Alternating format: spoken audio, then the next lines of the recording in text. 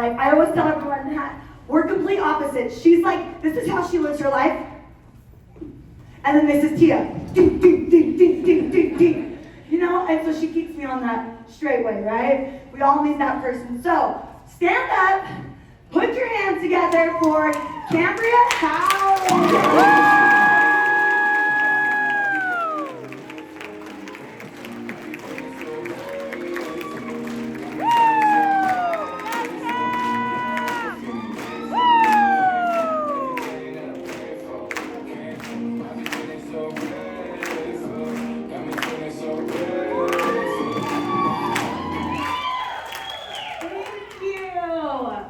Aloha! Aloha! Thank you. You guys are going to hear that a lot. But I'm so excited to be here today. This is the second Becoming Convention. If you were at the first one, raise your hand. Yes! I love it. And it was amazing. You came back, right? Yeah. Awesome. So, this last summer, I had the privilege and blessing of taking my family to Hawaii and living out a dream that I've always had. I always wanted to take them to Hawaii, live on the beach for at least a month. And that's what we got to do.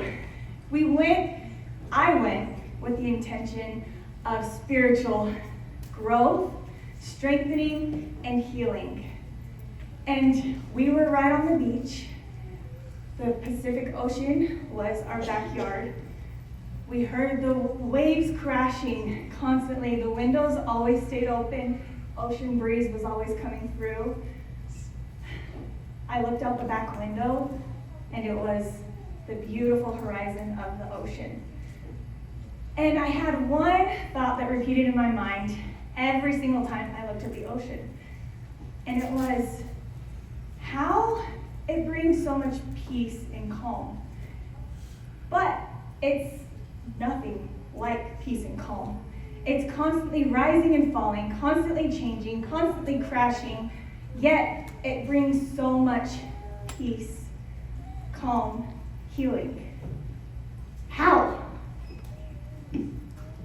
Every day, every time I looked at the ocean, I had these thoughts, and I felt it giving me that peace, that calm, that healing, that strength, that growth that I had gone there for. I learned from the ocean how to become more resilient, because the ocean is what I've realized is the best teacher of this. Rises and falls, crashing, changing, yet peace, calm, healing comes from it. So, in this life, we're all going to experience fear. We're all going to experience pain. We're all going to experience struggles. But from fear can come faith. From pain can come hope.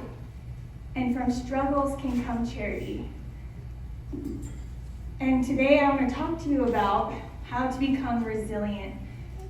With 3 ways. I have 3 ways everyone can do, everyone can apply in their lives to become more resilient that I learned from the ocean.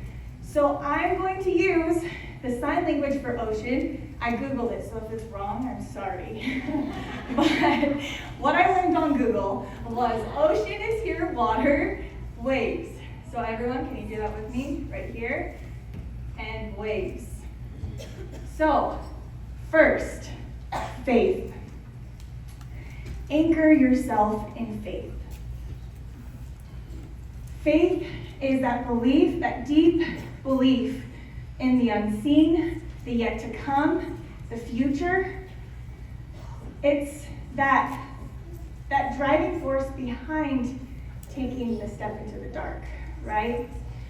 So where are all of my ladies or men that are in the stage of life dating to marry? Please stand up.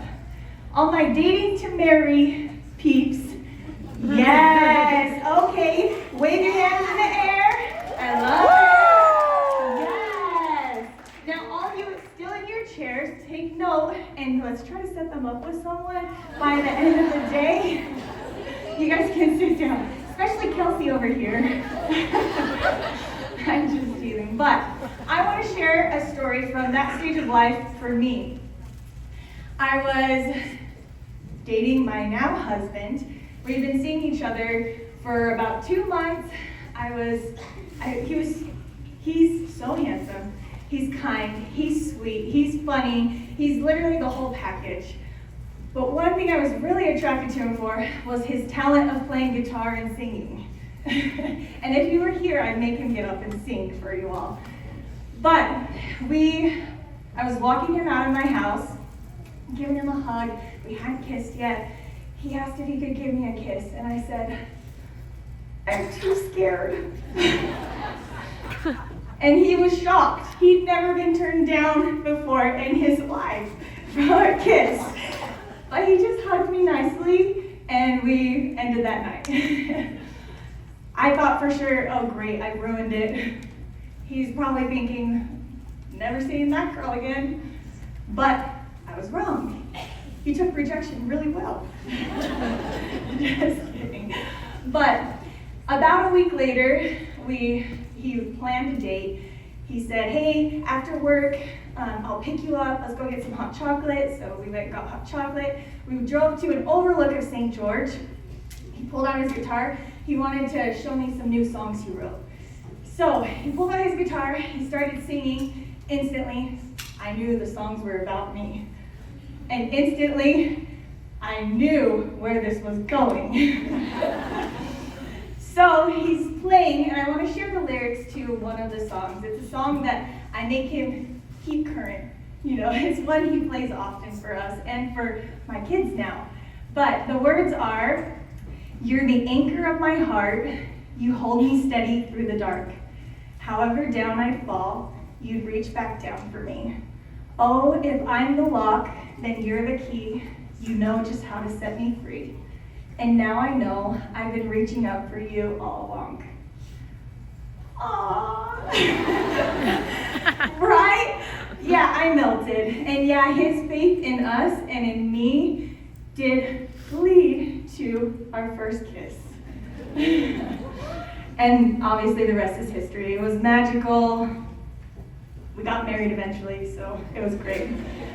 But I don't bring that story up to say, you should kiss everyone that wants to kiss you. No, I bring it up to show how easy it was for me to choose fear. I knew he was someone I wanted to kiss. I knew his intentions were pure. I knew he was awesome, but I was too scared. I let fear make that choice for me.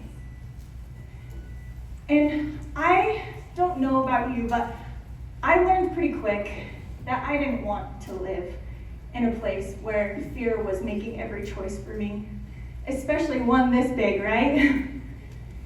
By being able to choose faith and make it an anchor, we become more resilient.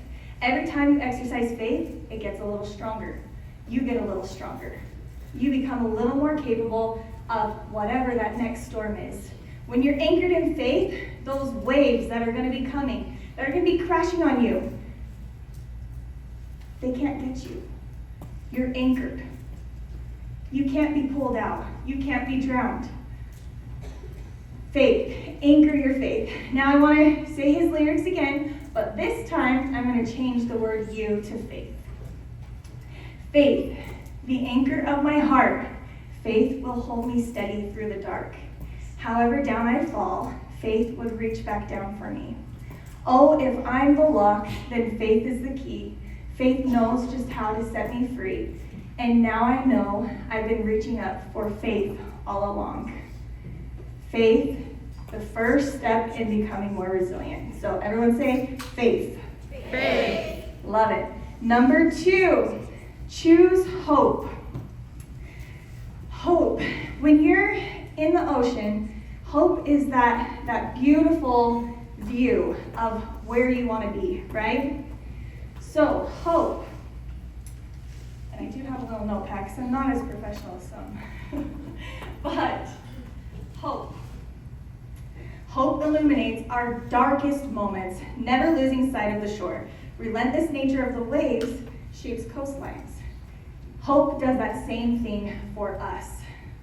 So, my big storm in life has been infertility. And in saying that, it doesn't fully depict everything that journey has taken me through. But I'm going to share a little bit of what it feels like in the midst of infertility. Infertility you feel alone, you feel forgotten, you feel left behind, you feel confused, you feel all kinds of things that you never wanted to feel. Infertility leaves you completely depleted physically, spiritually, mentally, emotionally, financially. Every single way, it just beats you down. Infertility. Do I have any infertility warriors in the house today? If you have ever been through infertility issues, please stand up. Let's see your beautiful faces. Give up, cheer for them. Let's give them a big round of applause. As you look at their beautiful faces, these are faces of people who have been faced with pain and have chosen hope. They're faces of people who wanted or want a child, children, so badly. They can't describe that pain. I didn't want to cry. You guys can have a seat. But these are faces of what a beacon of hope looks like. Someone that has fought through hard times and chosen hope. I had to tell you a little bit of our infertility journey so I can tell you the ways that I learned through hope. But when you're in infertility, everybody wants to help you, but they don't know how. They want to offer that hope. And so I have really studied what that looks like. And I broke down my memories, and I figured out how you can give hope to everyone and yourself at the same time when they're in the thickness of their opportunity, as Tia has taught us, right? And it's so simple. It's a smile. A smile, yes, with your face. So now I'm going to have all of you smile. Let's show all those teeth, as Tia says. Smile really big. Look at each other and smile while I read you the benefits of a smile. Right now, as you're smiling, you're relieving stress. Smiling helps you live longer. It boosts your immune system, improves your mood, releases endorphins, dopamine, serotonin, lowers your blood pressure, reduces your heart rate, spreads love and kindness. It's the most contagious thing in the world. It makes you more attractive, more approachable. It makes you appear younger, more confident, more successful. And a smile is a natural painkiller. Did you guys know that? A simple smile. Not only that, it is scientifically proved that a smile changes your paradigm. If you're having a hard time, you throw a smile on, you don't smile because you're happy. You smile to be happy. You smile to be hopeful. You smile to have faith, have peace, whatever it is that your intention is behind your smile, you smile to have those things. Isn't that amazing? A simple smile. So I'm going to share quickly our infertility journey and how a smile brought hope in those times. Infertility, we got married 12-12-12, the fairy tale continued. We got married 12-12-12. We decided we'd put it in the Lord's hands if we were going to have a family right away or not. So we started practicing, I guess, for lack of explanation. Yeah. And we quickly realized something was wrong. I wasn't having a period, but I wasn't pregnant. So we started really early on to go to doctors. Over the course of 5 years, I did the letrozole, all the different medications that come with that. I did IUIs, I did timed intercourse, and we were told after every single time it didn't work that our best option was going to be IVF. And that felt like, whoa, too much. Like, not only is that a lot of money, but that's a lot of decisions that you never had to think about before. Like, however many embryos you end up with, what are you gonna do with them after? That's all potential life. And so it was a really heavy decision for us. But we decided, we felt like it was time, we were ready for it. That was the next step for us. So in 2017, we started our IVF journey. And over those 5 years, the most popular question we got was, when are you guys gonna start having kids? Why don't you have kids yet? If you guys are putting your career before a family? And every time is like a dagger to the heart, right? But I learned, and I smiled really big, and I would tell him every single time, it's in the Lord's hands. And every time I did that, instantly, I started to believe it. It was in the Lord's hands. I started, that little dagger that was in the heart, didn't even faze me anymore. We did IVF, I did all the shots. And another place where I learned a smile is the shots. You have to do the intramuscular ones that goes in your bum, you know. And they do hurt. But I noticed that on the days where I had a positive attitude and I was smiling and I was like, yeah, let's do this, I didn't even feel it. I was like, oh, are you done? Oh, okay. But the days that I was feeling sorry for myself and, oh, why do I have to do this? Everybody else gets pregnant on their own. They didn't have to spend $1 to have their kids. Guess what? Those shots hurt real bad. So I recognized this in the first 2 weeks of shots, and I was like, oh, okay, what if I forced a smile on? Even if I felt like not smiling, what if I forced a smile on? If it would matter. So I did that. Pain relieved. A smile is a pain reliever. Continuing on in our journey, I had healthy twin girls. We liked being parents so much, we did a transfer only 2 years later. And we transferred 2, they both took. Twin boys! Woo! Yes, I had twin boys. They're Diesel and Luca, they're adorable. They were big babies, and their delivery was. There's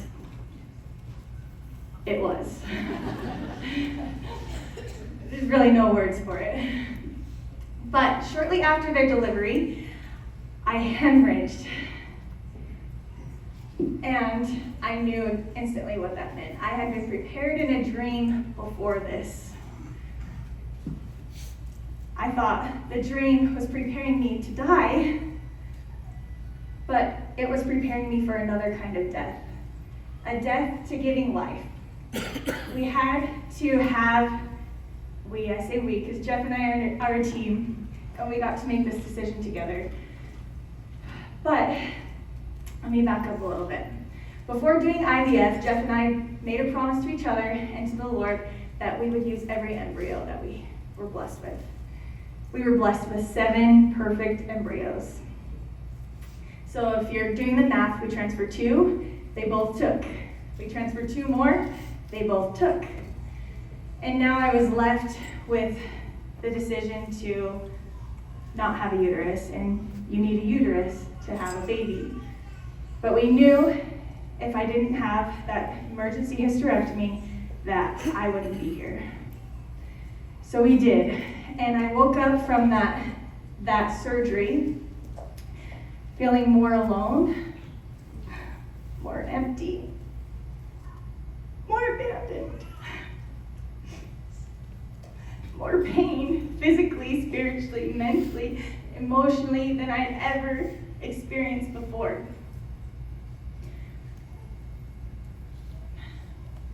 And it went on like that for a couple days, because I then developed an ileus, which is a blockage in the intestines, which actually was even more painful than the delivery, the hemorrhaging, the hysterectomy, the pain from waking up from the surgery. It was excruciating. And then I opened a Marco from my bestie Tia. I'm sure you can guess what she said. You're a bad A mother trucker. You can do hard things. You got this. For the first time in a couple days, I'm telling you, the pain was so bad. I pleaded for prayers on social media. I couldn't even enjoy holding my babies because it hurt so bad. But for the first time in a couple days, I smiled and even did a little laugh. And the pain subsided. And I was like, oh, yeah, smiles, those are powerful. So that was the turning point to my recovery from that. And from then on, I smiled. This story's not over, but for sake of time, I do have a fifth baby. It was a miraculous story. My beautiful mother-in-law right here. And the green, go ahead, give everybody a praise. She actually carried my fifth baby, beautiful Hannah, for us. And that's a whole other becoming convention. But I know through smiles and positivity that our infertility stories is not over. If you did the math, that's 5 for 5. We have 2 more. I have no uterus and no money. Because it takes a lot of money. But I have hope. And in those days where I have that fear creeping in of what if I never get to hold my 2 embryos in this life? What if I never get to raise them? What if they never get a chance? I smile. And I say, it's in the Lord's hands. Because it is. So we can give that hope to ourselves and to others through a smile. So first was faith. Second was hope. And third is charity. I bet you didn't see that coming. It's like tell us all this time, right? Faith, hope, and charity. But let me just read this for you because I wrote it down a lot better than I can say. Through struggle, we can develop that charity for others. When I was in the thick of my heart, there were 2 things that I had to remember. First was remember this opportunity, right? Remember, journal. When you're in the thick of your heart, it's for a reason. You're meant to touch somebody. Journal it so you can remember.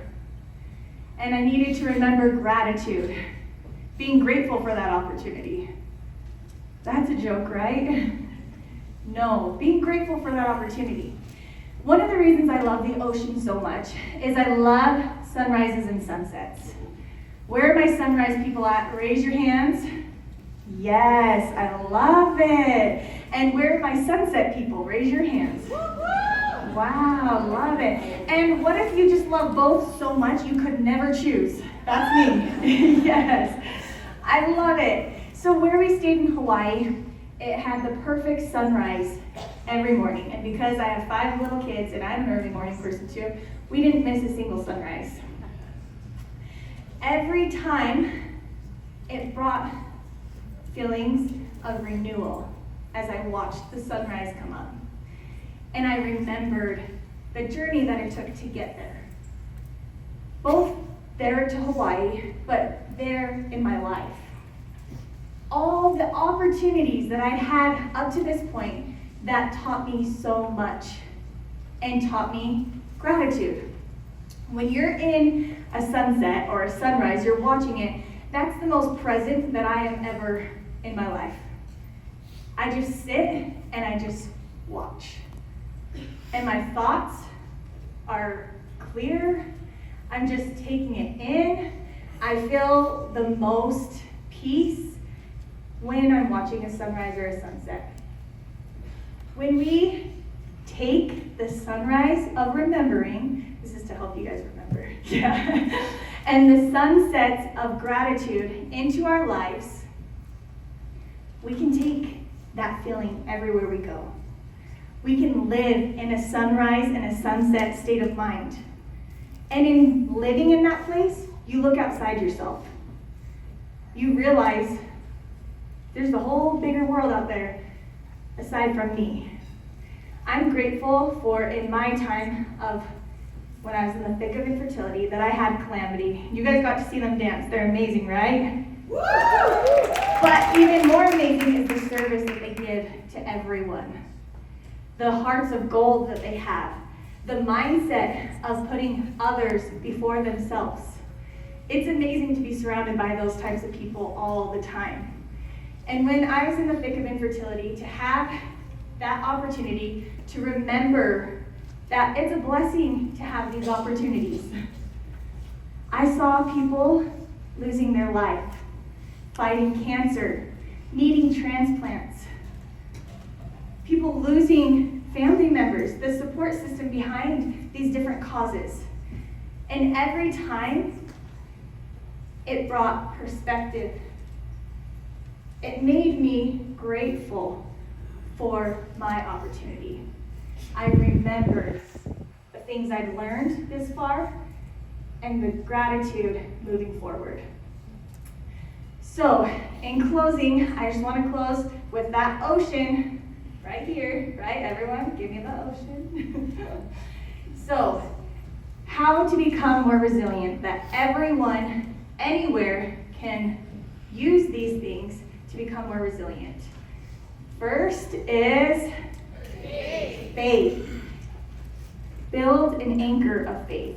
Let faith be your anchor. The second one, hope. Spread hope through a simple smile. It's so easy. We all can do it. And by doing so, it spreads that hope to yourself and to others. And third, charity. The sunrise of remembering those opportunities and the sunsets of gratitude for those opportunities. I know that if we use these tools, we can become more resilient. Those waves that are constantly rising, falling, changing, crashing, they can bring us that peace, that calm, that healing that we all desire when we're in the thick of our opportunities. So I hope that you all gained something today, and that I'm just grateful that we all get to be here today. And I hope that we can all become more resilient. Thank you.